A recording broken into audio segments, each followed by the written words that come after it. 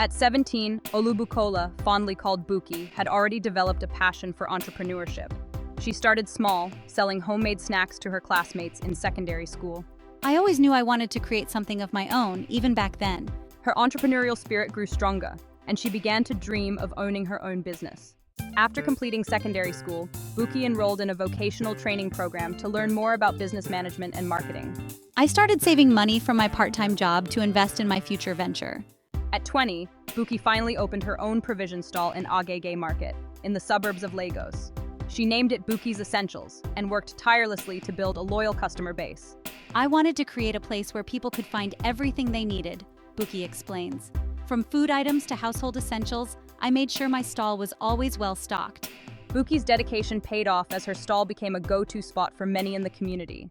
As her business grew, Buki expanded her product line to include fresh produce, which she sourced directly from local farmers.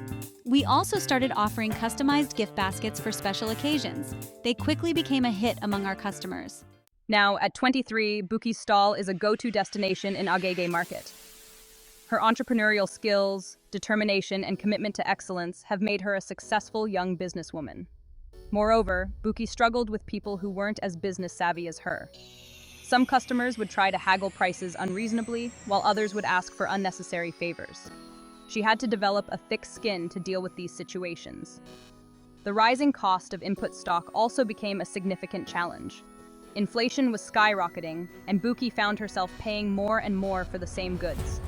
She tried to absorb the costs, but eventually had to raise her prices, which displeased some customers.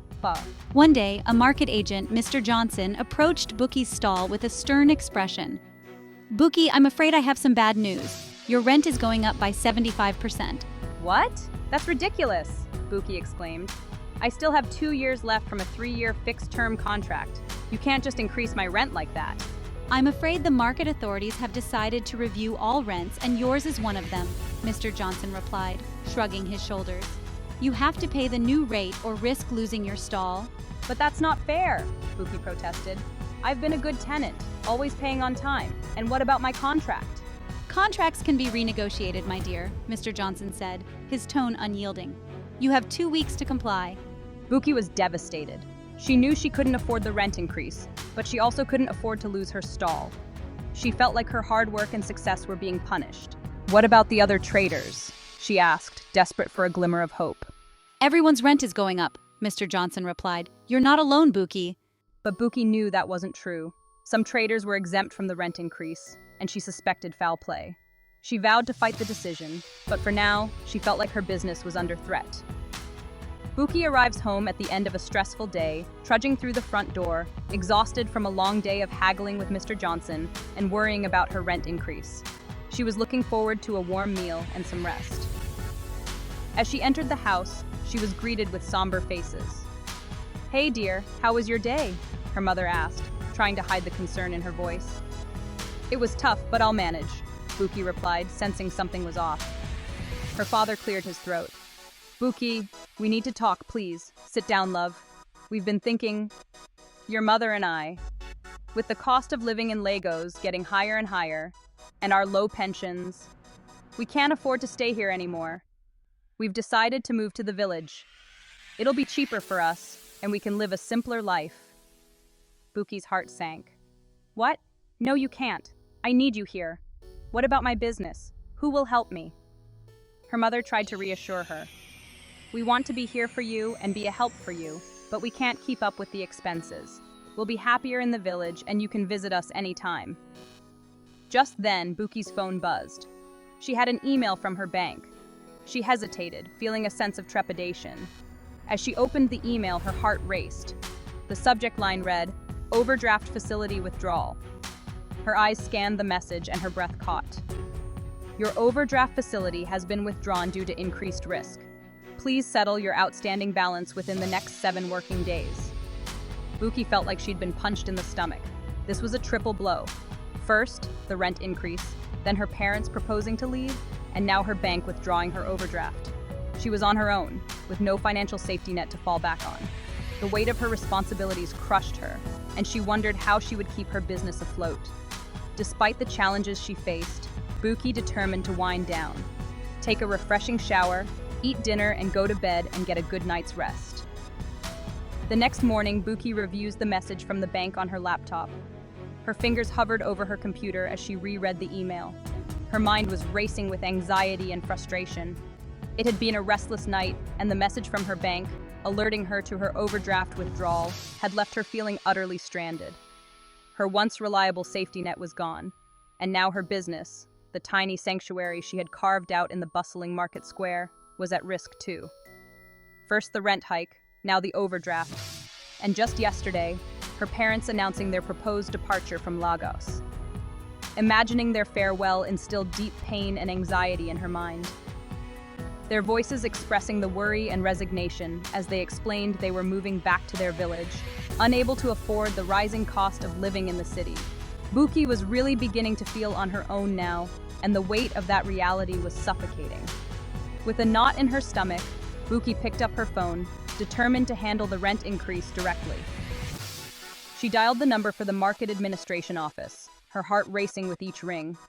After a few moments, a stern voice answered.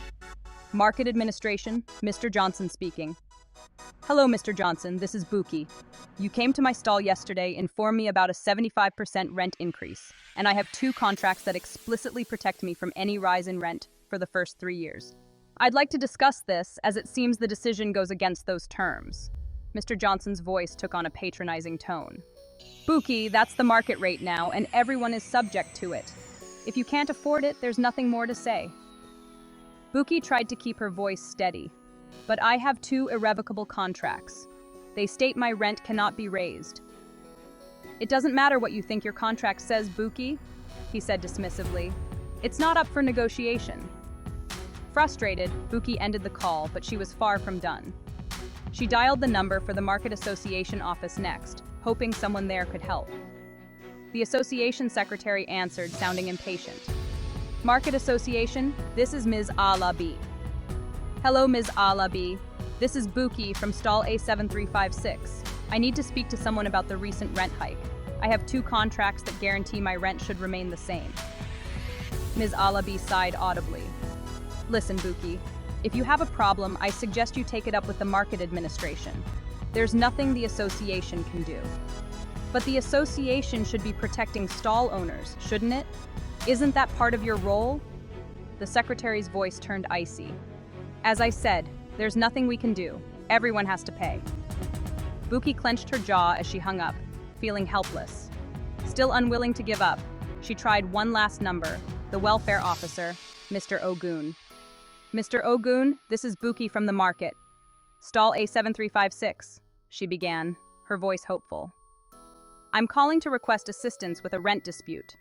My contracts protect me from any rent hike, but they're trying to raise it anyway." But Mr. Ogun's tone was dismissive. "I'm not the one who handles rent issues, Ms. Buki. That's up to the market administration. I can't intervene." "So there's truly no support for stall owners facing unfair hikes?" Buki asked, her frustration breaking through. "Not my department," he replied bluntly, before ending the call. Dejected, Buki made her way to her stall, wondering how she'd keep her business going if no one in authority would listen. As she opened up, she noticed Commissioner strolling toward her stall. Commissioner, his nickname, was the Market Association's dues and funds collector.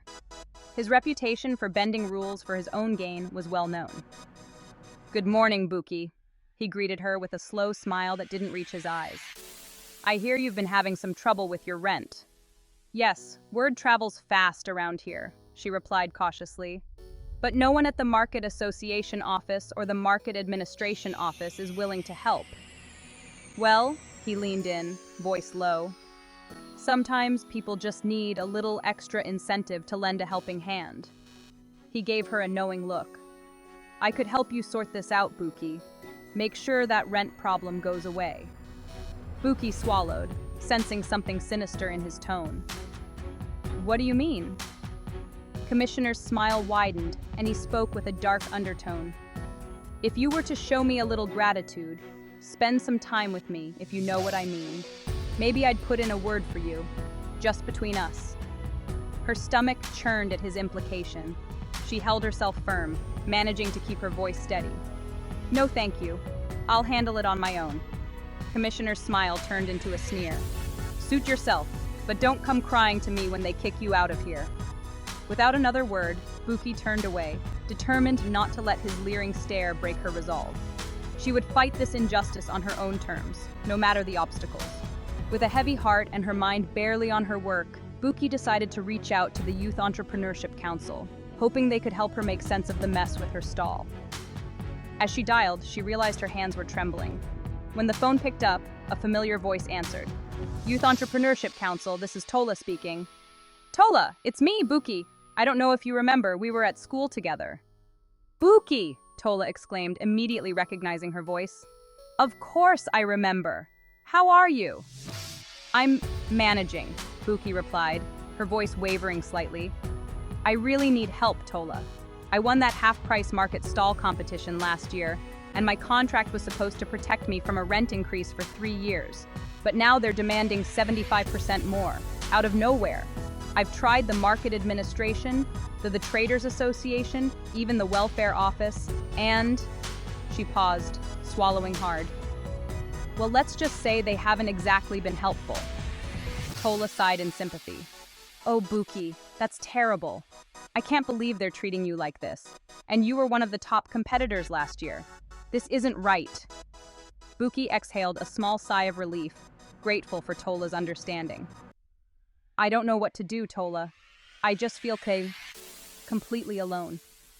Everyone is shutting me out, or, well, worse. Well, you're not alone now, Tola said firmly. Listen, there might be someone here who could help. Mrs. Benson, remember her? She's a senior mentor here now, and I remember she was a huge supporter of yours during the competition. Mrs. Benson? Buki's voice softened at the thought of her old teacher. Yes, I remember. She practically pushed me into applying for the competition. She was always so encouraging. That's right, and if anyone can help you sort this out, it's her. She's been working closely with young entrepreneurs and still remembers you well. I'm sure she would move mountains to help you. Tola paused briefly, then added, I'll set up a meeting for you two. How's tomorrow morning? Tomorrow sounds perfect, Buki replied, her voice lifting with hope for the first time that day. Thank you, Tola. I don't know what I'd do without you. You're more than welcome, Buki. It's the least I can do. Hang in there, okay? We'll get this sorted out. Thank you, Buki said, relief flooding her voice. I'll see Mrs. Benson tomorrow. And Tola, thank you again for being there for me. Anytime, Buki.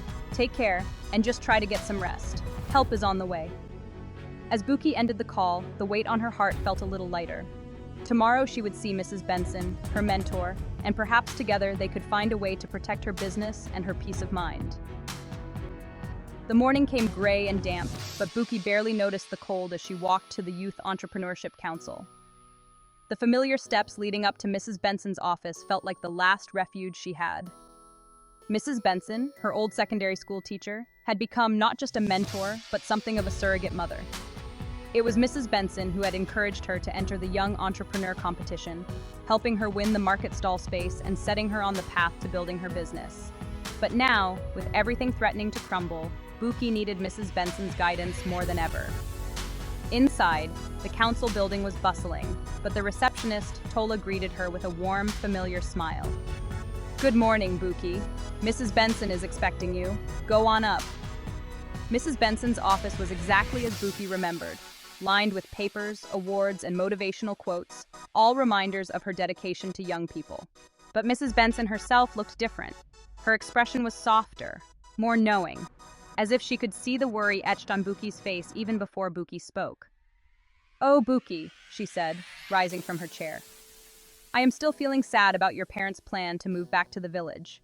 This economy is hard on everyone. Taking the economy into consideration, it must be so hard for you, also losing your overdraft, fighting this rent increase, and now having your parents move so far away. Buki felt her eyes prickling with tears but quickly swallowed them back. She nodded, her voice barely more than a whisper. Yes, ma'am. They can't manage the cost of living here, so they have to move away. Now I'm just trying to manage everything alone. Mrs. Benson reached out, clasping Buki's hand warmly. You may be physically on your own, dear, but you're not alone. You have me, and you have everyone here at the council who believes in you. Now, tell me about this rent hike. I know you have contracts protecting your rent. 2 of them, in fact, so we're going to remind the market authority that they can't simply disregard their commitments. Buki took a shaky breath and nodded, drawing strength from Mrs. Benson's steady presence. That's exactly it. The market authority keeps insisting I pay more, but I have these contracts from when I won the Young Entrepreneur competition. They guarantee my rent won't increase for 3 years. Mrs. Benson looked over the copies of the contracts Buki had brought, her expression firm. They certainly do. The terms are clear, and they can't legally ignore them. You're in the right, Buki. We'll make sure they understand that. Mrs. Benson's tone softened as she looked up. And remember, dear, I'm with you. You don't have to carry this weight alone. You've lost so much support recently, but I'm here to help however I can. The gratitude in Buki's heart swelled as she felt Mrs. Benson's understanding and compassion. Knowing that someone else truly saw what she was going through lifted a weight she hadn't even realized she was carrying. Thank you, ma'am, Buki said, her voice choked with emotion. It means everything to know I have you on my side. Mrs. Benson smiled warmly, squeezing Buki's hand. I'll arrange for you to present your case at the board meeting in 2 days. We'll coach you and make sure you get the chance to defend your right to keep the rent terms as they are. 2 days later, when Buki walked into the board meeting beside Mrs. Benson, she felt ready. She presented her case with a quiet strength, describing the contracts that protected her rent and recounting the promises made to her as a young entrepreneur. Mrs. Benson sat by her side, every so often offering an encouraging nod. After a tense deliberation, the board agreed. The rent hike would be reversed, honoring the original contract terms. Buki left the meeting with Mrs. Benson, feeling like she'd won more than just a legal victory. She'd held on to her dream and found a steady ally in Mrs. Benson who truly understood her journey. Outside, Mrs. Benson hugged her tightly,